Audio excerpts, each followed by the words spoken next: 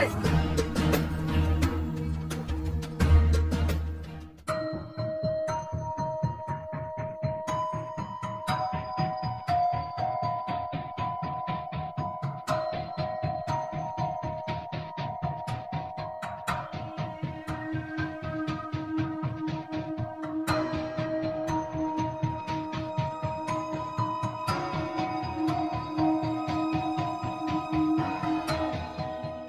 दी coat live film की strong visual and Hollywood level की cinematography देखकर आप दंग रह जाएंगे। मैं आपको बता दूं कि फिल्म में वीएफएक्स नाम के बराबर ही है, या यूं कह लीजिए कि वीएफएक्स है ही नहीं। इस फिल्म को करने में 16 साल लगे हैं, बट जो फिल्म का शूटिंग प्रक्रिया था उसमें तकरीबन 5 साल का समय लगा था। 10 मार्च 2018 को फिल्म की पहली प्रिंसिपल फोटोग्राफी की गई थी। इसके बाद केरल में फिल्म के पहले शेड्यूल की शूटिंग हुई थी, जहां पर अमला पॉल और पृथ्वीराज सुकुमारन की शुरुआती जिंदगी का सीन था, जिसे कि फ्लैशबैक में दिखाया गया था। इस वाले सीन को प्रॉपर केरल में ही शूट किया गया था। उसके बाद जो फिल्म का मेजर पार्ट है उसकी शूटिंग 2019 से शुरू हुई थी। सबसे पहले इस फिल्म को सऊदी अरब में शूट किया जाना था, बट कोई भी गल्फ कंट्री शूटिंग की परमिशन नहीं दे रही थी। जॉर्डन ने अपने वादी रम डेजर्ट में शूटिंग करने का परमिशन दे दिया था, जिसके बाद पूरी टीम जॉर्डन में शूट करने के लिए गई थी। हम आपको बता दें कि इस जगह पर ड्यून और स्टार वॉर्स जैसी बड़ी हॉलीवुड फिल्में भी शूट हुई हैं। इसके अलावा अल्जीरिया के सहारा मरुस्थल में भी बहुत सारे सीक्वेंस की शूटिंग हुई थी। तो चलिए शूटिंग होते हुए आपको दिखाते हैं।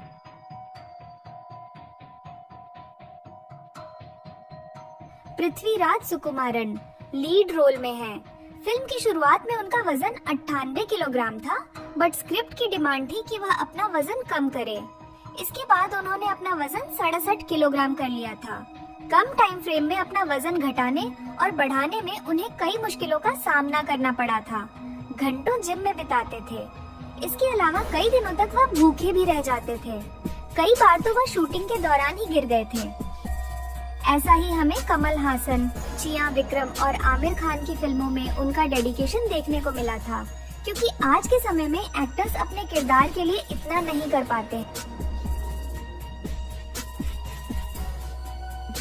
इसी फिल्म में आर गोकुल ने भी अपना काफी वजन कम किया था।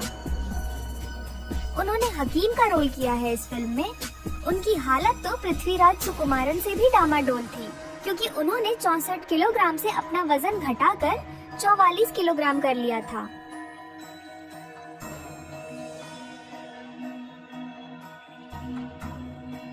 एक सीन के दौरान पृथ्वीराज सुकुमारन को बिना कपड़ों के शूटिंग करना था।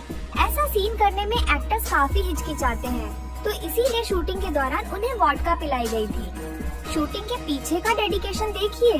पहले तो पृथ्वीराज को 3 दिनों तक फास्टिंग रखा गया था। ऐसा इसलिए ताकि उनके चेहरे सूख जाए और होंठ काले पड़ जाए, जो कि स्क्रिप्ट की डिमांड थी। शूटिंग में आने से पहले उन्हें 300 ml वोडका पिलाया गया था, जिससे वह बिना संकोच और लाज के पागल की तरह रिएक्ट कर सके और अपने कैरेक्टर में खो जाए। भूखे पेट नशा करने से उनकी हालत खराब हो गई थी। 4 लोग मिलकर उठाकर उन्हें शूटिंग लोकेशन तक लाए थे, जिसके बाद उनसे वह वाला सीन शूट कराया गया था।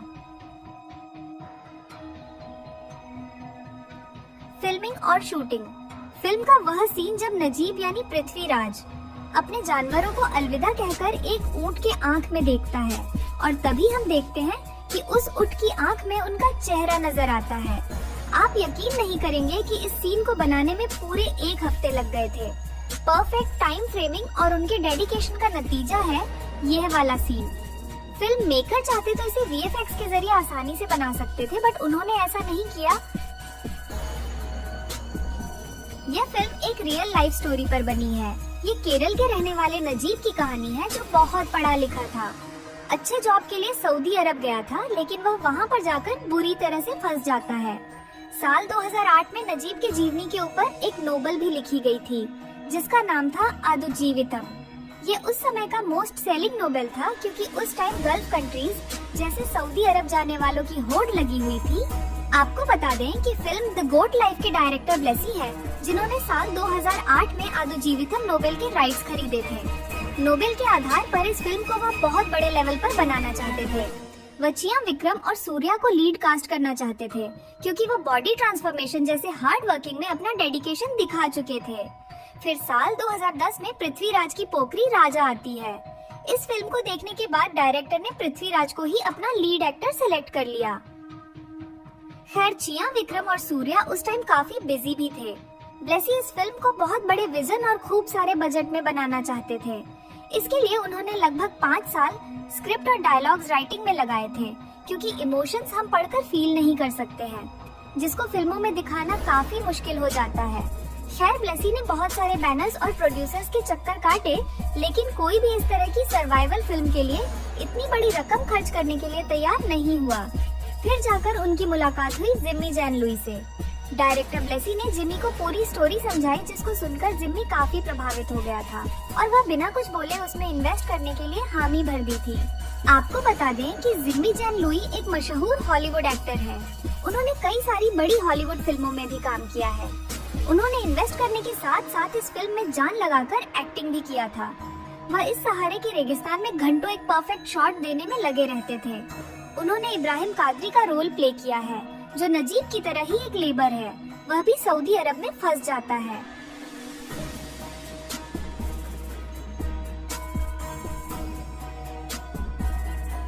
रिसेंटली पृथ्वीराज ने अक्षय कुमार के साथ बड़े मियां छोटे मियां में काम किया था।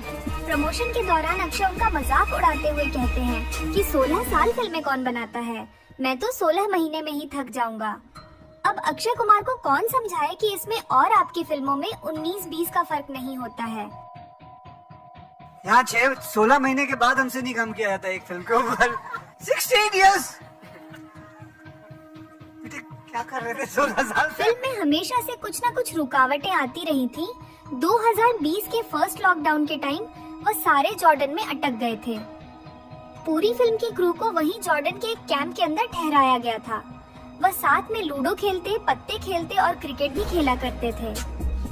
उनके पास क्रिकेट खेलने के लिए बॉल नहीं था, तो उन्होंने स्लिपर्स को काटकर इस तरह से बॉल बनाया था जिससे क्रिकेट खेल पाते थे। प्रशांत माधव फिल्म के प्रोडक्शन डिजाइनर हैं।